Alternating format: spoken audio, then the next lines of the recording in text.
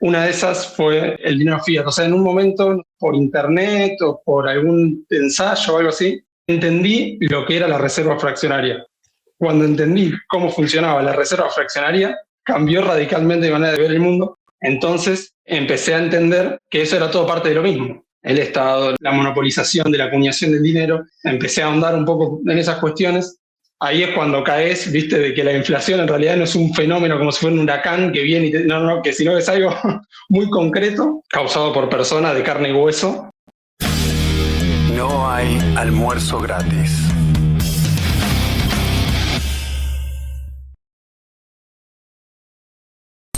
Hola, hola gente, bienvenidos a No hay almuerzo gratis, bienvenido nuestro invitado de hoy, el joven maravilla, el mago, sí, porque para nosotros, para los que no somos developers, los developers son magos, no entendemos cómo hacen lo que hacen. Totalmente. Sí, podemos agarrar y pedirle a la inteligencia artificial, haceme una app que más o menos, pero después cuando queremos ir y revisar cómo es que eso se hizo, no entendemos nada. Y ahí es donde tenemos que llamar a una persona que sepa. Persona como Francisco. Una persona que en este momento tiene un celular arriba de un termo de mate. Es no larga la historia. No lo difames. No, es la realidad. Es la única manera que logramos. Es la realidad. Tenerlo, poner el celular a la altura de su cara. Bienvenido, Francisco. Quiero que me cuentes primero cómo es que llegaste a abrazar las ideas de la libertad y cómo llegaste a Bitcoin. También empecemos por ahí y de ahí partimos. Bueno, muchas gracias por invitarme. Es una historia un poco larga, pero básicamente empecé hace 5 años, cuando tenía 15, más o menos. Es algo que no me gusta admitir mucho, pero lo que pasó fue una anécdota graciosa. Es que vino un amigo y me dijo, Fran, no sabes, hay un tipo que nunca pierde un debate. Bueno, resulta que ese tipo era Milei, y en ese momento era cuando estaba en la televisión, hacía debates. Esa fue la primera vez que escuché un argumento liberal, digamos, mirando a Milei, pero eso empezó porque yo básicamente a esa edad, viste, a los 15 estás a un año de que puedas votar, entonces yo no tenía ni idea de qué iba a votar, no tenía ni idea de nada de política, dije, bueno, tengo que informarme. Entonces en base a eso empecé a buscar, pero ahí, digamos, empecé a informarme un poco de manera superficial, digamos. Fue después de un tiempo que básicamente empecé a conocer a algunos divulgadores así voluntaristas, anarcocapitalistas, no sé, por ejemplo, canales como La Eterna Vigilancia, entre otros. También algunas cuentas en redes sociales. En ese momento usaba Instagram, ahora ya no lo uso, pero en ese momento lo usaba, y miraba ciertos posts de personas y muchos anarcocapitalistas que criticaban a Milei. Entonces eso hizo que rápidamente me aleje de Milei, luego de conocerlo, estuve unos meses ahí que me alejé, pero luego empecé a familiarizar. Quiero felicitarlo, bien hecho, ¿eh? Un chico de 15 años que está empezando, ¿no? Que se está iniciando, que está empezando a leer, lo alejan de la posibilidad de implementar, poner en práctica esas ideas que tanto defiende. Quiero pedir un aplauso. Estoy siendo irónico, sí, por si alguien no lo sabe. Continúa, por favor. Sí, y además lo gracioso es que cuando me puse en contra, empecé a criticarlo más que la oposición. O sea, porque, digamos, contagiado por estos, lo que ustedes llaman anarcopuristas, contagiado por este tipo de influencers, terminé, digamos, disparándome del pie. Pero luego me empecé a familiarizar con lo que vendría a ser, por decirlo de alguna manera, el libre pensamiento. O sea, básicamente empecé a ver las cosas en vez de como un punto de vista partidario, como si fuera un debate de blanco contra negro, empecé a decir, bueno, empecé a cuestionarme las cosas desde una óptica filosófica, si se quiere. Ahí empecé a profundizar y empecé a leer, pero sí, fue un proceso largo. O sea que en un momento no sé cuántos años. Me alejo de Milei porque qué horror, sí, es un tipo que está a favor de la vía política, sí, de hecho, ya cuando vos me decís tenías 15 años, él estaba ya lanzando su campaña, estaba empezando Sí. a hablarse de eso. Miraste a tu alrededor y dijiste, a ver, todos nos oponemos a Milei por las mismas razones, ¿no? Y te diste cuenta de que eras el único, sí, que tenía este punto de vista. Digo, dentro del amplio arco de la oposición, seguramente no te encontraste ni a una persona, por lo menos en tu medio, que ya estuviera avanzando en ese mismo camino que vos, ¿sí? Es decir, no había un anclaje filosófico, había simplemente una reacción, y sea una reacción porque, bueno, este tipo toca mis intereses, o una reacción emocional, porque este tipo no me gusta las cosas que dice. Ese Sí. no era tú. Sí. A ver, en realidad yo tardé más, o sea, en recapacitar mi juicio sobre Milei. O sea, lo que pasa es que cuando empecé, al principio ya te digo, me atrapó con sus argumentos, pero enseguida me fui. Pero cuando me fui, tenía esta idea de que, bueno, una idea que luego me cuestioné a fondo, que es el tema de que, bueno, si vos votás, de cierto modo, estás legitimando eso que decís estar en contra. Y también el tema de la imposibilidad del reformismo. Esto que se debate mucho, ¿viste? Que siempre... Y es como, no importa vos con qué discurso, con cuántos argumentos, cuántos datos vengas, muchas personas te van a decir, bueno, pero el reformismo es imposible, y con eso como sería la refutación a todo, por ejemplo... Peor aún, perdón. Sí es posible, y vos me lo estás demostrando, pero a la larga es para peor. Entonces no hay manera de debatir con una persona que te dice eso. Pues supuestamente él ya tiene la bola de cristal, claro. Sabe exactamente cómo termina esto, y sabe que hay una alternativa que es mejor, pero que es inaplicable. Entonces, bueno, ¿para qué sentido tiene plantearse distintas soluciones si hay una sola solución y es inaplicable? No es una solución, por definición. No, sí, y también está el tema de que, bueno, entonces es lo mismo vivir en Corea del Norte que vivir en, no sé, en Argentina de Milei, por decirlo de algún modo. Sí. Es algo como que cuando estás metido en esos argumentos, porque también es una reacción al populismo. Digamos, desde mi punto de vista, fue una reacción al populismo, como esto, yo estoy encontrando unos cuestionamientos que la mayoría de las personas no se hace, que es el tema de la existencia del Estado, la legitimidad del Estado, etc. Y eso va en contra de la moral popular, digamos. Y cuando ves que la moral popular empieza a hablar de liberalismo, obviamente simplificado y tergiversado, porque todo lo que se populariza en cierto punto tiene que simplificar, hablando de ideas y de filosofía, doctrinas, etc. Pero claro, esa reacción de estoy encontrando este camino y de repente se ve que todo el mundo viene para acá, pero en realidad el que yo es parte de todo el mundo que está yendo para allá por el cambio de discurso, del cambio de la narrativa.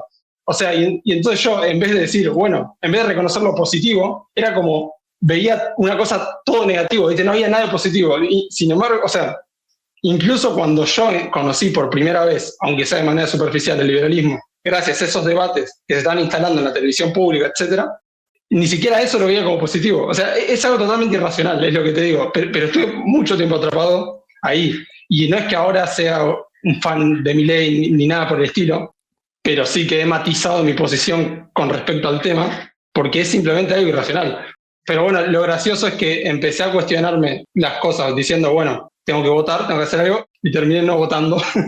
Pero bueno, eso también me llevó a conocer otras cosas y empezar a cuestionarme múltiples cosas de manera filosófica, por decirlo de algún modo. Empezar a leer y empezar a estudiar y no solo ver qué me gusta a mí o qué me hace sentir bien, sino, bueno, cuál es la verdad del asunto, cuáles son los argumentos que hay de cada lado. Y así empecé y soy una persona un poco obsesiva cuando se pone en una cosa. Y bueno, cuando me puse con eso estaba... ¿Quién tiene razón? No quién me hace sentir bien, ¿no? Esto claro, exacto. Es básico y es lo que todos deberíamos hacer, pero ¿cuánta gente realmente se toma esto en serio, no? Como norte. No, porque aparte una cosa es escuchar influencers o gente que habla en YouTube y otra cosa es que le ponen siempre, bueno, obviamente, además de su punto de vista, a veces arman equipo con otros, ¿viste? Entonces, si yo estoy de acuerdo con soy amigo de este, ¿viste? Se arma como una cosa así medio futbolera.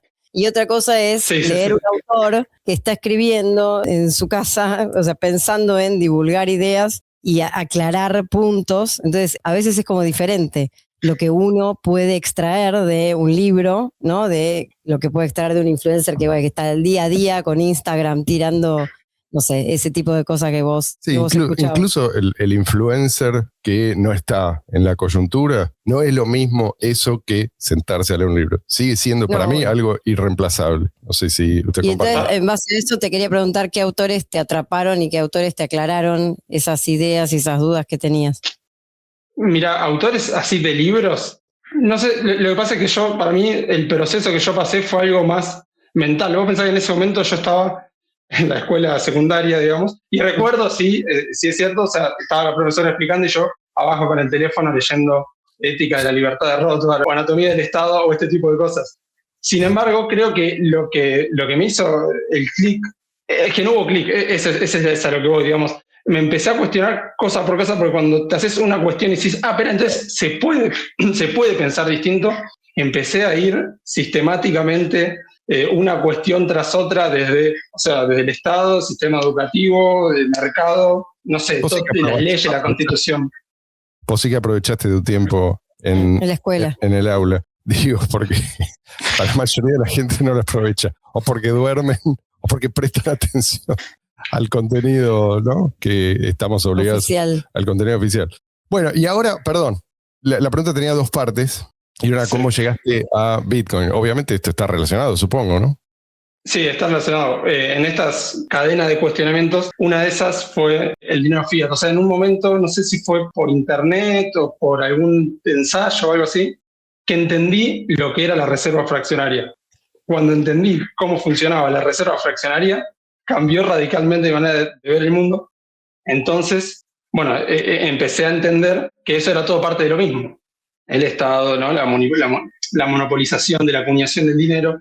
Empecé a ahondar un poco en esas cuestiones. Ahí es cuando caes, viste, de que la inflación en realidad no es un fenómeno como si fuera un huracán que viene y no, que sino que es algo muy concreto, causado por personas de carne y hueso. Entonces, en una de esas, esto sí fue por YouTube y eso que conocí BTC.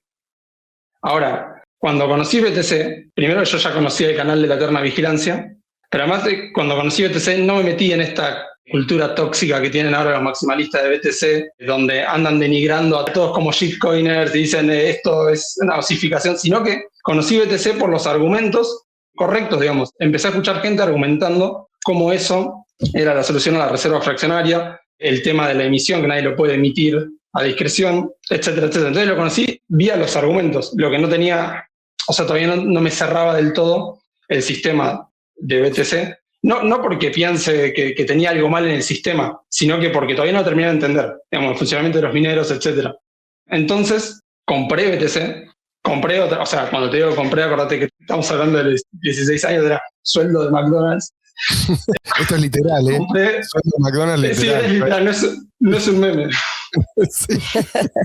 Y bueno, y compré algunas otras monedas así, tipo meme coins. Recuerdo perder un poco de plata con estupideces que no servían para nada, pero en una de esas conocí ¿Quién mató Bitcoin?, el documental de Eterna Vigilancia, y ahí fue cuando dije, opa, ok, hay algo acá, algo pasó acá, y al principio no me convencí instantáneamente, sino que empecé a aprender de a poco, y ahí conocí No hay almuerzo gratis, o sea, este podcast, y ahí fue cuando entendí la historia y empecé a profundizar, etcétera, y llegó un punto, tuve unos meses así de pensar y de ver información y de escuchar episodios de este podcast, que dije que algo sea popular no significa que sea correcto, que todo el mundo, no importa si todo el mundo lo dice, eso no tiene per se, digamos, un valor de verdad. Entonces, en base a eso era como, bueno, no podés mentirte a vos mismo, digamos. Bitcoin es Bitcoin Cash. Cuando entendí eso, hice un swap y ya está. Y llegado a cierto punto, dije, tengo una obligación moral con esta causa. A partir de ahí, bueno, mi vida gira en torno a Bitcoin Cash, básicamente, a Bitcoin. Te volviste un Bitcasher. Claro, exacto. Y la economía P2P también, otro podcast que escuché. Ah, sí. Disculpen la interrupción, tuvimos acá una perturbación. Yo aproveché para sacarme el buzo, sí. No es que, digo, para el distraído decir, ¿en qué momento pasó esto? Pues sí, pues un breve corte. Bueno, estamos hablando de Bitcoin, sí. ¿Qué es lo que pasó con Bitcoin? ¿Viste el documental este? ¿Quién mató a Bitcoin? Y básicamente lo que pasó con Bitcoin es que en el lado de BTC lo castraron, lo desfuncionalizaron y convirtieron, no solo eso, porque digamos, eso fue el gatillo, pero después el resultado final afectó mucho más que a Bitcoin. Afectó a, yo diría, Criptolandia en general. Si se convirtió todo esto en un casino muy lamentable. Pero la razón por la cual Satoshi creó Bitcoin, eso no desapareció. De hecho, lo que es cada vez más poderosa. O sea, sigue ahí. Y a mí me parece curioso que muy poca gente hace esta conexión. O sea, Bitcoin se convirtió quizás en el activo de más rápida apreciación en la historia cuando respetaba la creación, ¿sí? Cuando se respetaba el white paper, o sea, lo que escribió Satoshi Nakamoto, lo que dijo Satoshi que tenía que ser Bitcoin. Y el white paper es muy claro al respecto. Si cuando BTC todavía prometía ser efectivo P2P, el precio hizo eso que ningún otro activo en la historia había hecho. Y efectivo P2P es precisamente lo que el mundo necesita desesperadamente. Ahora, a nosotros nos dicen, bueno, el mercado ya habló. Eso era el mercado hablando. Yo diría, no solo, a ver, no era el mercado hablando, era el mercado gritando. Esto es algo necesario. Eso, vamos, no fue un pequeño pico, ¿viste? Después se desmoronó todo. No, era algo sostenido. La gente estaba viendo, acá está pasando algo importante. Esto promete, esto tiene mucho potencial. Eso es lo que impulsó el precio. Pero aún así, y de manera inexplicable, los que se autodenominan maximalistas de Bitcoin no ven esa conexión. Es decir, no se les ocurre que por ahí sí Satoshi tenía razón. Satoshi estaba en lo cierto. Y en ese momento el mercado lo estaba convalidando. Pero eso no quiere decir que el mercado siempre tiene razón. Pero digo, en ese momento había una señal y ellos por ahí no prestaron atención en ese momento. Prestaron atención después, cuando Michael Saylor empezó a prestar atención. Ahí ya el desempeño, digamos que empezó a ser más pobre, no tan impresionante. E incluso a ser, ¿cómo se diría? Underwhelming. Sí, bueno. Todo lo contrario, sí. Es decir, la gente esperaba enriquecerse con algo que no entendía. Como vos no entendiste, lo que te pasó es que te terminaste empobreciendo. Esto es lo que pasó a muchísima gente. Pero la mayoría no se pone a reflexionar. A ver, ¿qué pasó? ¿En qué momento esto se apreció y por qué se apreció? Y después, ¿por qué se frenó? Y después, ¿por qué el precio incluso empezó a caer? Muchísima gente, y esto es lo característico de toda burbuja, compró en el pico, pensando que esto era solo el principio. No, macho, esto era el final. ¿Por qué? ¿Qué es lo que te faltó? Te faltó todo lo que se cuenta en el documental ¿Quién mató a Bitcoin? Y lo que también se describe en el libro, ¿no? El secuestro de Bitcoin, de Roger Ver. Pero Satoshi tenía razón. Y el trabajo de Satoshi terminó allí porque fue a finales de 2010, principios de 2011, cuando el tipo decide desaparecer. Pero después hubo gente que siguió trabajando. Y en BCH no solamente se reactivaron muchos de los opcodes, ideas que originalmente estaban como en el freezer, pendientes de ser reactivadas, sino que además se expandió más allá de lo que el propio Satoshi había considerado, pero en la misma línea. Y el criterio de Satoshi yo creo que era sencillo, y esto es algo de lo que se habló en la conferencia. Si hay algo que vos podés demostrar que agrega valor, eso eventualmente va a ser incorporado. Y otra cosa que tenía muy clara Satoshi era Bitcoin sí escala on-chain, y esto, curiosamente, irónicamente, hay una frase de Satoshi que después se hizo muy conocida. Él dijo, si no me entendés, después de todo lo que yo te expliqué, si vos no me entendés, insistís en hacerme preguntas, no tengo tiempo para vos, macho, estoy ocupado. ¿Sí? Él dijo esto. Y mucha gente hasta lo lleva como estandarte, ¿no? Lo lleva en las remeras, dice, no tengo tiempo para explicarte. Pero esto no se estaba refiriendo en ese momento a Bitcoin en general, se estaba refiriendo puntualmente a esto. Bitcoin escala on-chain. Y estaba explicando cómo sí, es que... precisamente a la cero conf, o sea, tener cero confirmaciones y cómo eso funcionaba, digamos. Exacto. Bueno, hay gente que le prestó atención, hay gente que no le prestó atención y hay gente que hizo todo lo que estaba en sus manos para que nadie prestara atención y marginar a los que sí prestaban atención a lo que decía Satoshi Nakamoto.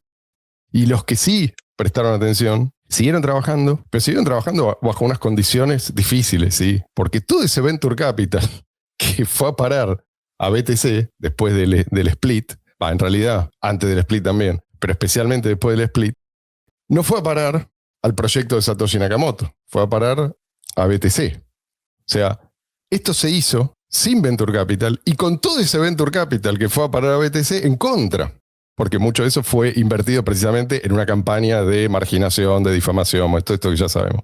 Y a pesar de eso, unos pocos desarrolladores, comparado con la cantidad, ¿sí?, que quedaron del lado de BTC, crearon, por un lado, esto que veníamos hablando, ¿sí?, los upgrades, las actualizaciones del protocolo y la Virtual Machine, que es algo que ya tenemos hace un tiempo y que sigue mejorando, todo lo cual no existe en BTC y probablemente nunca va a existir.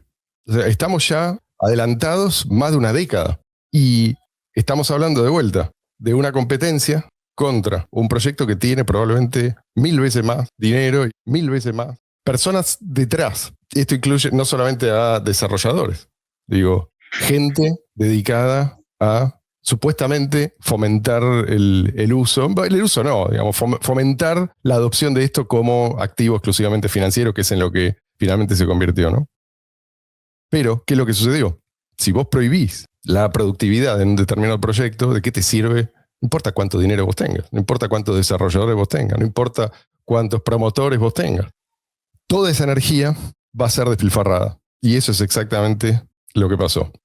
Y yo diría que es poco decir que fue despilfarrada, porque los pocos cambios que se hicieron fueron contraproducentes, ¿no? Tenés el Segwit, después Taproot, después creo, así como algo digno de mencionarse, poco más. Todo eso fue utilizado en contra de los propios propósitos de los que en su momento impulsaban esos cambios, ¿no? Ellos decían, necesitamos esto para tal cosa, al final se usó para otra cosa. Me refiero a que la idea de los desarrolladores de core, ¿no? De los que ocuparon el repositorio de BTC, los secuestradores del proyecto, era que BTC fuera utilizado exclusivamente para la transferencia de grandes montos, ¿sí? Que la gente se peleara pagando fees cada vez más altos por el privilegio de usar esa cadena de bloques, la de BTC. Bueno, lo que sucedió es que en realidad en momentos puntuales, sí, de gran congestión, sí, los fees subieron, pero después inmediatamente se desplomaron, simplemente la gente buscó alternativas. Pero además sucedió algo peor, que es que por una cuestión técnica que no vamos a desarrollar acá, pero por un problema que muchos advirtieron a tiempo y no fueron escuchados, BTC terminó convirtiéndose en una cadena particularmente atractiva para los spammers. Y el spam terminó desplazando a las transacciones normales. Bueno, este problema tiene una solución muy simple. Es la solución de Satoshi Nakamoto, hacer espacio para las transacciones normales. De esa manera, el spam se vuelve un problema irrelevante, si es que es un problema. Y compara esto con lo que están haciendo en este momento y lo que vienen haciendo hace muchos años los desarrolladores en BCH, que es construir las herramientas que te van a permitir conservar tu libertad en el futuro, nada menos.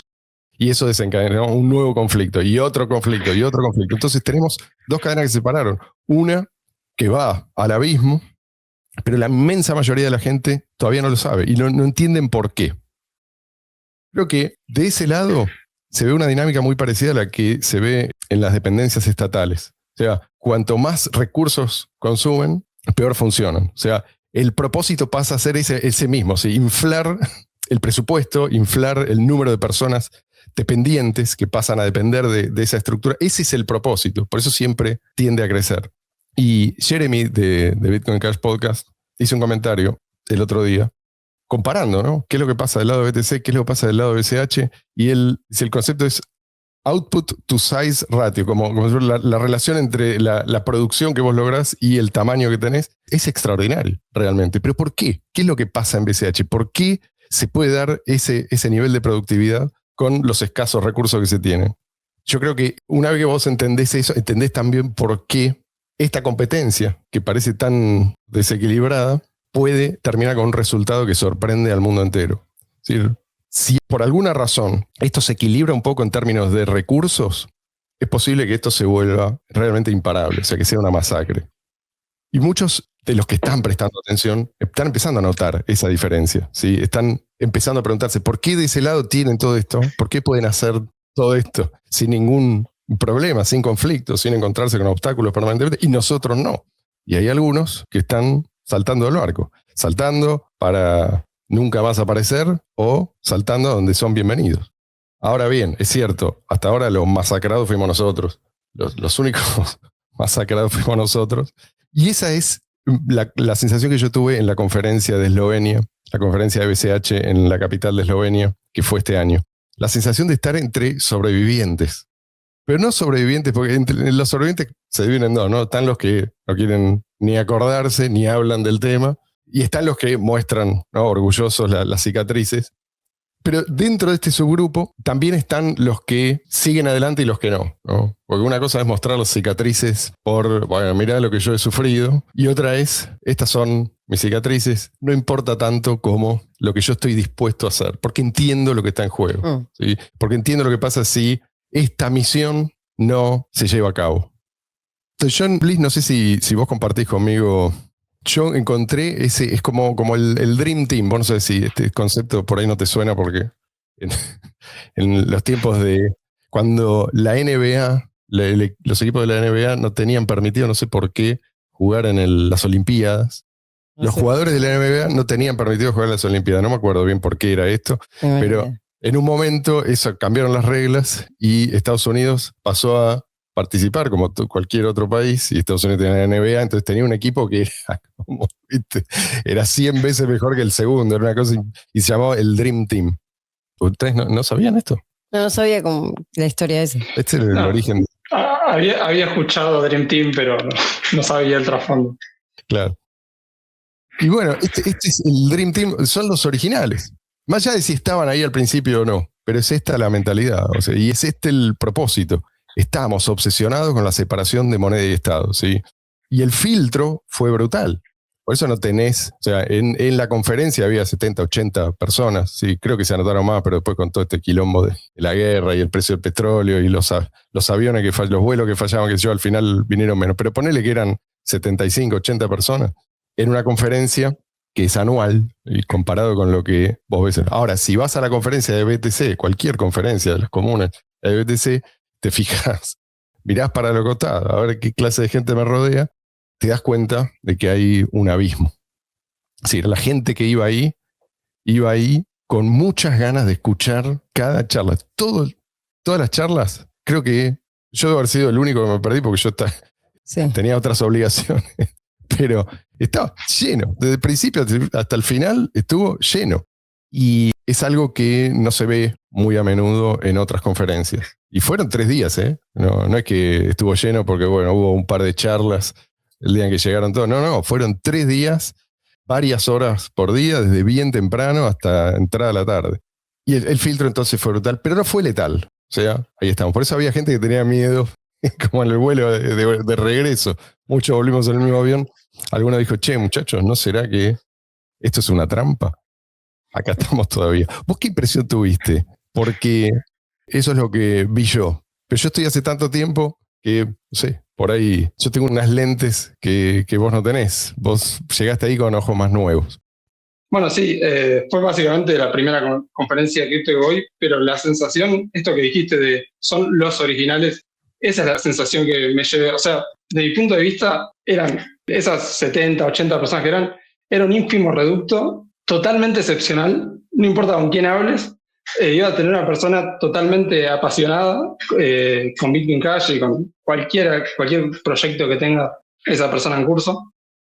Y también algo que me parece que está bueno, digamos, aclarar, y es que vos usualmente pensás en conferencia cripto y pensás en estas cosas gigantes llenas de stands, de empresas, llenas de gente por todos lados, y esto en cambio se sintió mucho más peer-to-peer, justamente, se sintió mucho más cercano. La cuestión es no solo empresas, sino qué clase de empresas hay.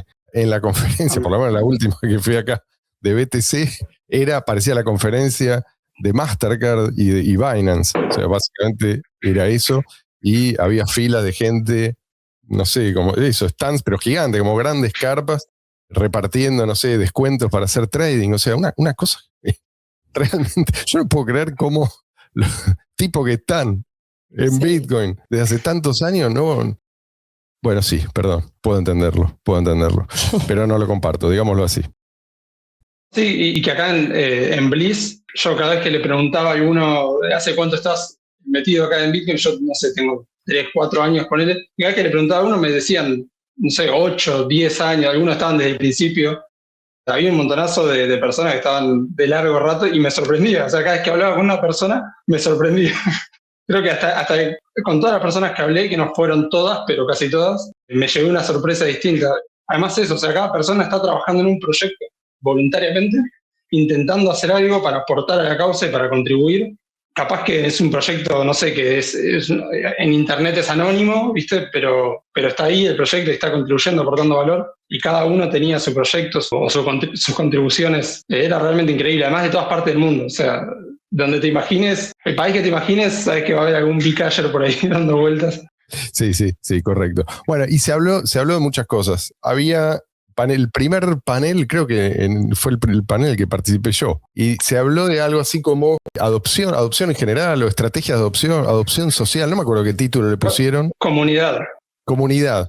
Y a mí me pareció que valía la pena dedicarle un episodio de eso, porque es algo que se habló en inglés. Había tipos que trabajaban en adopción en diferentes lugares, con diferentes estrategias, y cada uno tenía algo interesante que aportar.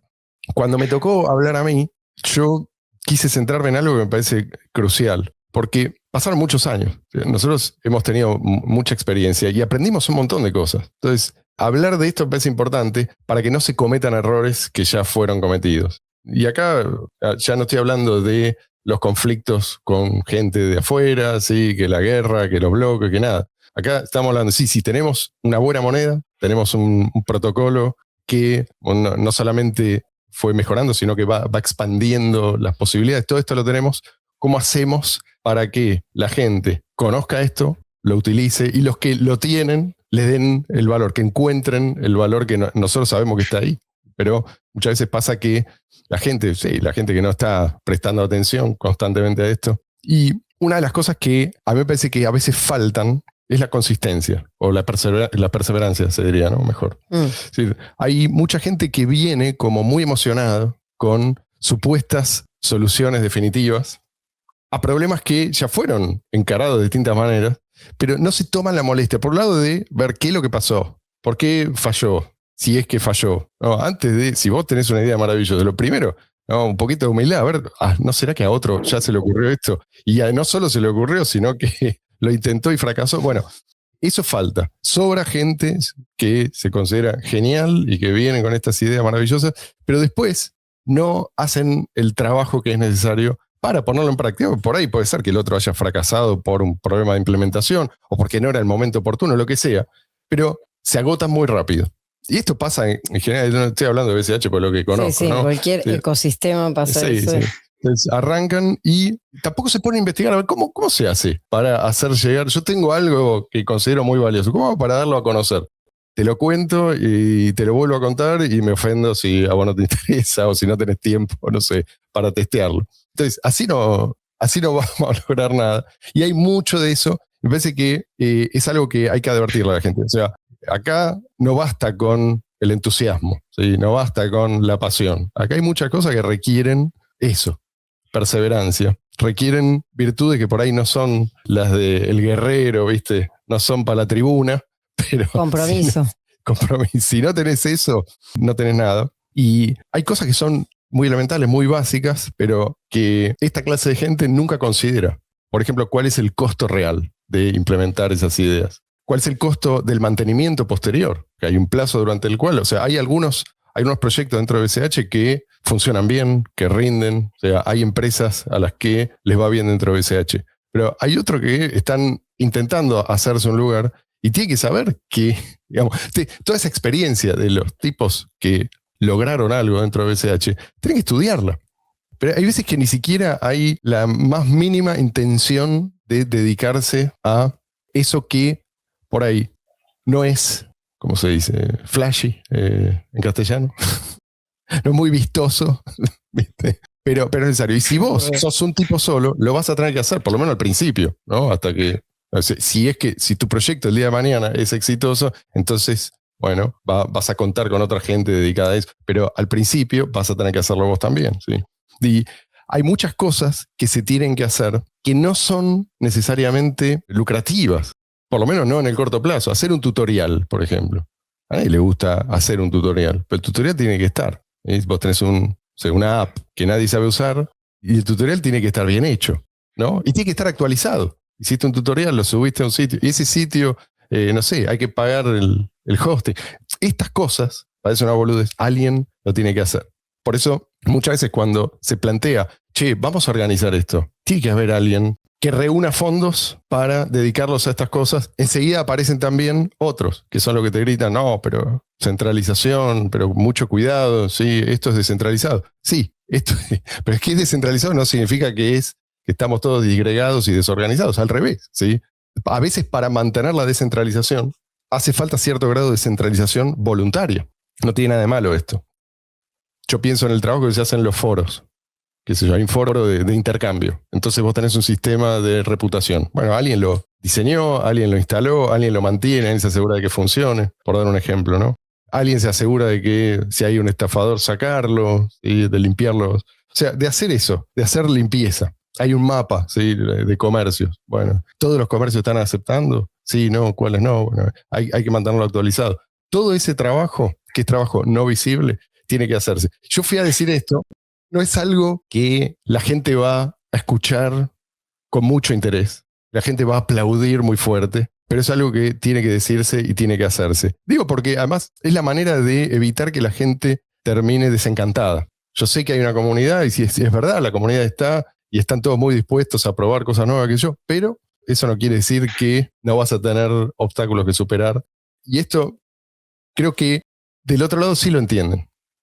Incluso esas conferencias horribles, gigantes, llenas. También hay un tipo que habló con Binance y que se encargó de. Sí, está bien, lo financia Binance. Pero hay un tipo que se encargó de mantener buenas relaciones con Binance. Digo, vos me podrás decir, bueno, pero eso no es lo que yo quiero. Está bien. Pero ese tipo, si no está ahí, eso no se hace. O sea, para bien y para mal, necesitas gente que esté dispuesta a hacer estas cosas. Mucha gente cree que basta con tener una buena idea, pero muchas de esas ideas que se nos ocurren son estupideces. O sea, una vez que uno se las pone a examinar, y es algo que nos pasa a todos, las termina descartando. Y cuanto antes uno las descarta, mejor. Es importante descubrir esto a tiempo porque es lo que nos permite asignar luego correctamente los recursos. O sea, es mejor saber a tiempo a dónde no tiene sentido invertir tiempo, invertir dinero, invertir energía en cualquiera de sus formas. A tiempo quiero decir antes de que las pérdidas sean mayores. Si uno ya se involucró, se embarcó y no hizo este trabajo a tiempo, bueno, puede terminar quemado. Si las ideas son baratas, lo complicado no es tener una idea, es la ejecución. Es decir, que lo que vos estás construyendo funcione y sea rentable. Ese es el desafío, no tener una idea. Cualquiera puede tener una idea y después enojarse con el mundo porque no lo reconoce inmediatamente como un genio. Y otro problema, el que se habló en la conferencia, es esta batalla cuesta arriba que tenemos, ¿no? Mucha gente cuando se plantea, bueno, ¿cuáles son las soluciones? Así, donde estamos parados ahora, es que educación, hay que educar. Y yo estoy de acuerdo, hay que educar. Pero en un sentido, educar a la gente en los primeros años era más fácil que ahora. Porque en los primeros años vos hablabas de Bitcoin y ¿qué te decía la gente? ¿Qué es eso? Contame más. O no sé, por ahí te decían, sí, escuché hablar de eso, me parece que es una estafa, lo que sea, pero no tenían una idea preconcebida. Vos no tenías que luchar contra lo que el tipo creía que sabía. Hoy en día, cuando vos hablas de Bitcoin, la gente que piensa, la mayoría de la gente piensa, es una forma de dinero digital que requiere una nueva forma de banco para funcionar. Entonces, obviamente no te vas a sorprender que esta gente no está precisamente entusiasmada, porque ¿qué cosa? ¿No? ¿Qué es lo que te viene a aportar Bitcoin si eso es lo que vos entendés? Entonces, ahí ves por qué esas conferencias se pueblan de gente que va, qué sé yo, que van porque está subsidiado por Binance, pero si no irían a otro lado. O porque van, qué sé yo, porque alguien le dijo que por ahí podía hacer una fortuna, no se sabe bien cómo, entonces van a probar suerte, qué sé yo. Digamos, van con esa mentalidad. ¿Pero por qué? Porque creen que saben lo que es Bitcoin y en realidad lo que ellos creen que es Bitcoin es exactamente lo opuesto a lo que es Bitcoin. Basta leer ni siquiera todo el white paper, ¿sí? Simplemente el título y quizás el primer párrafo. Entonces, eso también es un obstáculo para la adopción. Vos vas a hablar y automáticamente te tachan muchos, ¿no? Bueno, eso es un cripto bro, te dice. ¿Qué es un cripto bro? Es una persona deleznable que viene a estafarte, básicamente. Entonces, vos tenés que superar, tenés que contrarrestar esa imagen que lograron proyectar sobre todos los proyectos. No, es decir, la estafa no es el dinero fiat. El estafador sos vos que venís a ofrecer una alternativa al dinero fiat. Es decir que en gran medida lograron su objetivo. ¿Sí vas a decir algo, Luis? Tiene que ayudarle a diferenciar entre el Crypto Bro y el Bcacher. Claro, viste, como si fuera fácil. Es una de las cosas que es importante para lograr que te presten atención es atender a los verdaderos problemas del tipo al que vos querés. Vos querés a bordo. El tipo, ¿por qué va a estar a bordo si no entiende bien de qué estás hablando? Vos tenés que hablarle a una persona, primero tenés que conocerla. ¿Cuál es tu problema? ¿Cuáles son tus miedos? ¿Cuáles son tus, como dicen, pain points? Los yankees dicen, como puntos de dolor. Bueno, yo tengo algo que puede servirte para aliviar esos dolores, para aliviar, si vos querés, esos miedos. Porque digo, son miedos, y vos podés explicarle también, eso no significa que vos te tenés que quedar con eso. Pero el principio de la conversación tiene que pasar por ahí. ¿Te interesa? Bueno, entonces pasamos al siguiente nivel. Y esto lo digo porque hay gente que tenía en su momento y siguen teniendo esta idea preconcebida acerca de cómo el proceso de adopción tiene que suceder, ¿no? O sea, yo logro que un comercio acepte tal cripto y después la gente va a ir a pagar y después vamos a tener, boom, una economía paralela. Bueno, no funciona así. Evidentemente no funciona así y tenemos evidencia de que eso no funciona así. Por lo menos si querés una economía que compita y que crezca. Es un tema de eso. Lo que pasa es que muchos comerciantes que no tienen idea de cripto no saben cuáles son sus problemas. Digamos, también el problema es que muchas veces no conciben el dinero fiat ni los custodios ni intermediarios, etcétera, como un problema. A pesar de que se estén constantemente quejando de eso, no los ven como un problema al fin del día. Por eso también muchas veces es complicado. Y también es cierto que es muy simple hablar y decir voy a hacer esto, tengo una idea buenísima para fomentar la adopción, etcétera, y después implementarla. O sea, cuando vas a implementarla con gente de carne y hueso que habla tu mismo idioma, que no es una computadora, ni un PowerPoint, ni nada, cambia la cosa radicalmente, porque ves que hay muchas más complejidades y muchos más matices que capaz que no atajabas, viste, en idealizando. Por eso ahí es donde entra básicamente la perseverancia y sobre todo estar obstinado en hacerlo. Sí, sí. Uno de los desafíos es ¿cómo encarás a la gente, a la persona que tenés adelante? Y bueno, la respuesta es esta, tenés que saber a quién tenés adelante. Si vos tenés adelante a un libertario que ya está familiarizado, por lo menos con las ideas básicas, ni hablar si el tipo además ya se vio el documental ¿Quién mató a Bitcoin? Ya está, ya lo tenés de tu lado. Sí, requiere por ahí un pequeño empujoncito nomás, aclararle algunos conceptos, sí, guiarlo un poco y nada más. Pero en general lo que te encontrás es gente que te escucha y piensa, a ver, ¿cómo puedo yo beneficiarme como inversor? Entonces vos te podés pelear con esto, decir, no, acá lo que necesitamos, lo que queremos nosotros es otra cosa, va mucho más allá. O podés decirle, bueno, muy bien, de ahí venís vos, eso es totalmente legítimo. Yo te explico, si a vos lo que te interesa es la apreciación, yo te explico por qué esto se puede apreciar. Y en el acto estoy explicando Bitcoin. Es decir, yo no puedo explicarte los fundamentos de Bitcoin como activo que puede llegar a apreciarse y mucho, sin hablar también de su historia. Es decir, y obviamente vos vas a adaptar el discurso a la persona que tenés adelante. Vas a apuntar, y eso es algo que mucha gente no considera. No quieren tomarse esa molestia. O sea, si vos no hablás, si yo soy un dev, por ejemplo, y vos no sabés nada de desarrollo, entonces no puedo hablar con vos. O si yo soy libertario, ya leí mi Mises y mi Rothbard y mi Hayek, y vos no, entonces no, todavía no estás en condiciones. No, y la verdad es que sí, potencialmente estás en condiciones.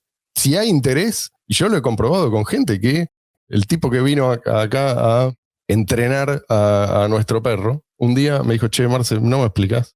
Yo me senté, le expliqué. El tipo nunca había escuchado hablar de libertarismo ni nada por el estilo.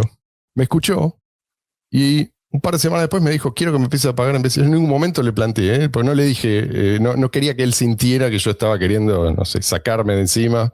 Yo, al revés. Pero si a vos te interesa, sabé que eso es una posibilidad.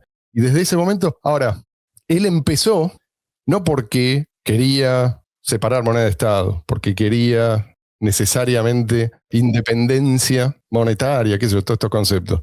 Pero en esa explicación, en esa clase, ponele que habrá durado, no sé, media hora, tuve que hablar de un montón de otras cosas que no le interesaban directamente, pero que terminaron interesándole.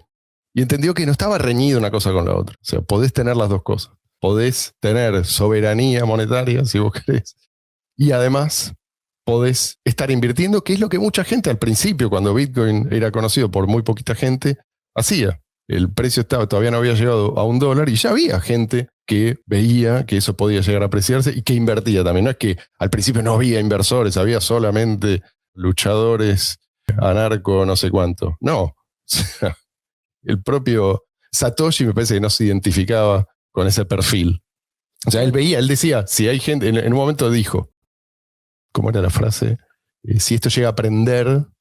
Lo que dijo Satoshi fue, quizás tenga sentido adquirir algunas monedas ahora por si esto en el futuro gana atracción, algo así. Pero bueno, para aprender, para que prenda, vos necesitas inversores también. Y esos inversores pueden ser usuarios, pueden convertirse en usuarios. Y a esto yo apuntaba, ¿sí? En la charla. Hay mucha gente que invirtió, pero que todavía no se convirtieron en usuarios. Y lo que nuestra tarea es aportar utilidad suficiente como para lograr esa conversión. Con respecto a lo que decía Fran, de que hay mucha gente que por ahí no se da cuenta de que tiene un problema, de los comerciantes y eso. Hay otra gente que sí sabe o se queja y sabe que hay un problema, pero no conoce que existe una solución. Sí. Eso también sucede, que bueno, en las quejas es obvio cuál es el problema, pero no saben que hay, O por ahí hay tuvieron. una forma de Sí. evitar o por lo menos de aliviar un poco esas molestias de todos los días. No, y eliminar el riesgo también, porque el tipo que tuvo, vos hablas con un comerciante y por ahí te dice, sí, no, yo ya tuve problemas con estas plataformas, ya me congelaron fondos, ya me pidieron no sé qué requisito, ya me impidieron hacer transacciones por no sé ni por qué motivo. Bueno, ok, tenés un tipo, ahí tenés un pain point, ¿sí? Tenés un punto de dolor. Después tenés un tipo que por ahí por ahí ni siquiera sabe que está en riesgo, el tipo que usa una stablecoin centralizada, ¿no? En su propia billetera, y se entera por ahí en esa misma charla que ese dinero no está en su poder, que las llaves no las tiene él, o sea que son llaves de mentirita, pero hay otro que puede congelarle esos fondos. En el momento en que se entera de eso, ya tenés un tipo que está casi a bordo, o sea, ya estás hablando de fundamento, no importa por dónde arranques. Sí, respecto a lo que decías, Marce, de básicamente adaptar el discurso a las personas, es algo que uno termina aprendiendo por la fuerza, porque uno cuando uno va con un discurso armado, básicamente las razones, viste, una tras otra en su encadenación lógica, eso no sirve siempre, de hecho no sirve nunca, o casi nunca, son muy pocas personas las que quieren escuchar eso de esa manera, y por eso yo insisto muchísimo en que si vos del otro lado tenés un estatista, o no sé, un kirchnerista, o sea, no importa qué ideología tenga la otra persona, yo tengo la convicción de que vos podés tomar su ideología y convencerlo de todas maneras de que use Bitcoin o de que adopte Bitcoin o que al menos considere o aprenda acerca de Bitcoin, porque yo creo que Bitcoin, al ser tecnológicamente superior, vence a todo tipo de ideologías, trasciende todo tipo de ideología, porque es una cuestión de tecnología, no de ideología. Sí, claro. Sí. Y quiero que sepan que Fran no solamente habla, sino que hace. Así que más adelante seguramente vamos a invitarlo para que hable de su proyecto, de sus proyectos, porque la idea es precisamente esta, ¿no? Aportarle valor a los que yo veo a los holders como potenciales usuarios. Y vos no vas a tener usuarios si no es solo la moneda. Para usar la moneda necesitas como mínimo billetera. Bueno, eso ya es una app. Alguien tiene que hacerla y alguien tiene que hacerla atractiva para más usuarios. Bueno, en eso está Fran. Y creo que es el camino, no queda otra. Porque hay mucha gente que se queja.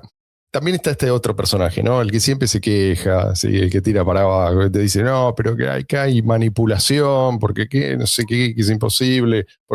Primero, si es imposible, no me voy con quejas. O sea, venime con quejas si pensás que es posible hacer algo al respecto. Y si pensás que es posible hacer algo al respecto, hacelo. Si no, no me cuentes nada, ¿no? Pero digo, me dirijo a los que lloran manipulación, ¿no? Y no digo, no quiero ser irrespetuoso porque está bien llorar un poco por ahí. Es algo, la gente reacciona de distintas maneras, pero no quiero decir con esto que no hay manipulación.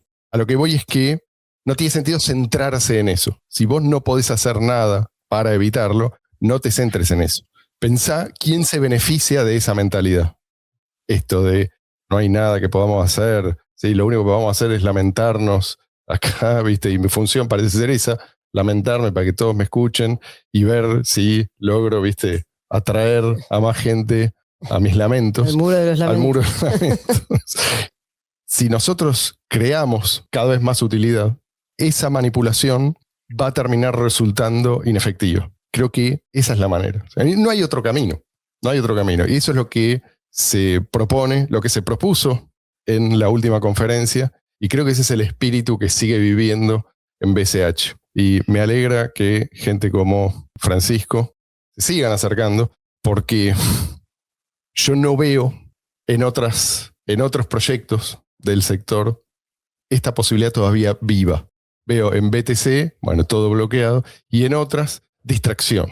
BCH creo que es el único que sigue enfocado en el objetivo original. Así que, muchachos, los invito a unirse. Otra cosa que yo mencioné, y con esto cierro, es la importancia de demostrar compromiso de alguna manera. Desde el momento en que nosotros empezamos a cobrar algo simbólico para formar parte de una especie de core, ¿sí? reunión mensual que se hace de gente interesada en BCH, en la adopción de BCH, notamos que pudimos filtrar mucho ruido. No es lo mismo un meetup en una cervecería donde la gente habla a los gritos, de ahí no, es difícil que... No, a veces está bueno, sí, conocer gente, así que pero hablar de proyectos serios es muy difícil. Sí, pero aparte termina siendo lo que decíamos antes, que termina siendo, tengo una idea y esto lo podría hacer yo mejor, o no, mira, y al final, o sea, criticar un proyecto o decir, no, yo podría hacerlo de otra manera, todo cosas que quedan en conversaciones quedan en nada, sí, y que no pasan nunca a lo concreto. Lo que a mí me pareció en Liz, si les interesa mi vivencia, lo que me pareció es que más allá de que bueno, había gente que ya conocíamos y que ya sabíamos, ¿no? El tema de la convicción y de más allá del entusiasmo de la convicción y el compromiso con sus proyectos y con aportar algo a todo el proyecto Bitcoin Cash. Lo que me gustó es ver tanto los proyectos viejos, cómo siguen, ¿no? Avanzando, cómo siguen, gente que viene con proyectos de hace tiempo, que siguen y que lo siguen mejorando, y proyectos nuevos que van a aportar otras cosas. Entonces, esa combinación de lo viejo y lo que ya está más consolidado y que demostró y pasó la prueba del tiempo. Eso también, o sea, hay mucha gente que ya está hace mucho tiempo y pasó con creces la prueba del tiempo y demostró que tiene, demostró que tiene los pies, como se dice, el skin in the game, ¿cómo se dice?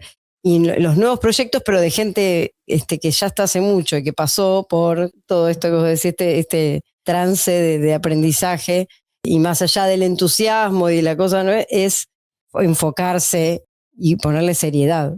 La seriedad es algo que se vio en la mayoría de las charlas, o sea, gente que se lo toma en serio. Sí, y que además buscan el feedback. Esto es algo que también se ve en las reuniones mensuales, lo que llamamos el Club SH. De hecho, es ahí donde yo lo conocí a Francisco. Exactamente, sí. Por ahí, de otra manera, no lo habría conocido o lo habría conocido más tarde. Fue la oportunidad de mostrar, yo no vivo cerca, pero esto me interesa lo suficiente como para acercarme. Bueno, eso también, me parece que hacer eventos así, por más que sean muy grandes, pero sin un criterio para seleccionar a la gente que forma parte del evento, no porque uno quiera despreciar a los demás, pero digo, si vas a un evento es porque querés hacer conexiones que van a resultar productivas, no porque vas a pavear, a tomar una cerveza mientras hay un tipo que habla a un auditorio vacío, que es lo que vi en la conferencia acá. Sí. Pobre gente que no sé, digo, si llenás vos un predio de gente que no sabe para qué está, y vas a tener a tipos hablando, por ahí tienen cosas interesantes que decir, pero no tienen a quién dirigirse. Acá pasa exactamente lo contrario, y vos no sé si, Francisco, querés terminar esta charla, te dejo unas últimas palabras, querés referirte a la conferencia, al Club SH o a lo que vos quieras, y después nos despedimos. Dale, el Club SH es una iniciativa genial, pero refiriéndome a lo que decía Marian, de estas personas que ya tienen una trayectoria, que ya tienen proyectos de hace mucho, eso es algo realmente genial porque para las personas que se están introduciendo, como es mi caso, con nuevos proyectos o nuevas ideas, esta gente es una inspiración. Y además de ser una inspiración, son gente súper receptiva que está dispuesta a enseñarte todo lo que necesitas, pero con una autenticidad increíble, que es algo que yo no esperaba a tal nivel, digamos, que te acercás a hablar y el tipo le dice, contame tus proyectos y te asesoro en lo que necesites, te enseño todo lo que necesites, te explico, hacerme preguntas, y eso es increíble. O sea, eso es totalmente clave para que sigan apareciendo nuevos proyectos y que, digamos, no tropezarse con las mismas piedras que ya te tropezaron otros proyectos, otros emprendedores. Francisco, te agradezco mucho tu participación. Te comprometo a volver porque queremos hablar eventualmente y específicamente de algunos de tus proyectos que son muy interesantes. Yo tengo el privilegio de haber testeado, no quiero adelantar, pero hay cosas que yo creo que cualquiera que tenga BCH va a estar muy pronto interesado, al menos en uno de los proyectos que ya están tomando formas y ya está casi prácticamente en beta, como le dicen. Así que muchas gracias por estar ahí. Me dirijo a todos. Gracias. Cuídense mucho. Yo quería agradecer, con respecto al episodio anterior, el episodio 300, quería agradecer a todos los que hicieron sus preguntas, hicieron comentarios y estuvieron ahí en el vivo, y después los que lo vieron posterior al momento del vivo. Gracias porque fueron un montón de preguntas, muchas preguntas muy interesantes. Espero que hayamos estado a la altura con las respuestas y hubo un par de preguntas que quedaron en el tintero, así que bueno, en algún momento las tomaremos en cuenta. Suscríbanse, dejen sus likes y nos volvemos a encontrar la semana que viene.